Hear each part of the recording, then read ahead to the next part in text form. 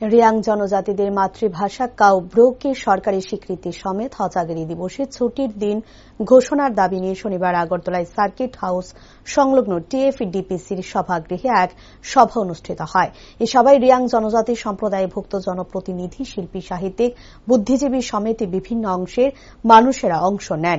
তাছাড়া এদিনের সভায় উপস্থিত ছিলেন মন্ত্রী রতনলাল নাথ। মন্ত্রী রতনলাল নাথ বলেন, রাজ্যের বিজেপি জোট সরকার সমস্ত ভাষার বিকাশে যথেষ্ট উদ্যোগী এবং যত্নশীল, তাই রিয়াং জনজাতিদের দাবিও পূরণ হবে বলে আশা প্রকাশ করেন।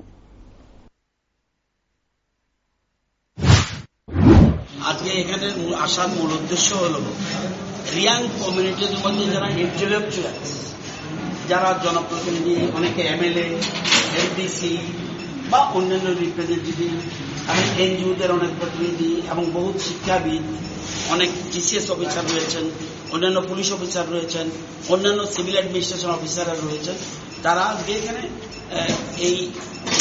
এটা হলো টিএফডিপিসি অফিসার কোয়ার্টারে একটা সম্মেলনের ডাক দিয়েছেন এবং এটা মিটিংয়ে ডাক দিয়েছেন প্রমোদ রিয়াং।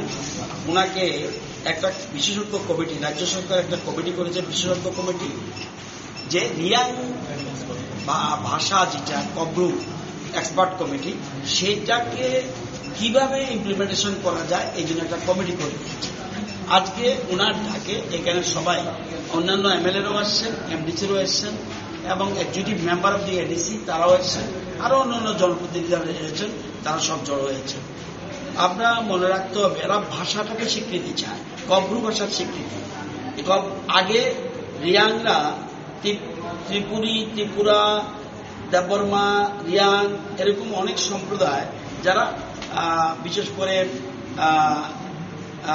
জমাতিয়া, নোয়াতিয়া, মুরাসিং, কলই, রূপিনী, উচিত, এরা কব্বর ভাষাতে কথা বলে, কিন্তু নিজের ভাষাকে সমৃদ্ধ করার জন্য তাদের অদম্য ইচ্ছা এবং এই কব্রু ভাষার স্বীকৃতি। এবং সেকেন্ড হাইয়েস্ট 19টা সম্প্রদায়ের মধ্যে, মানে জনজাতি, এর মধ্যে রিয়াং হল সেকেন্ড হাইয়েস্ট পপুলেশন।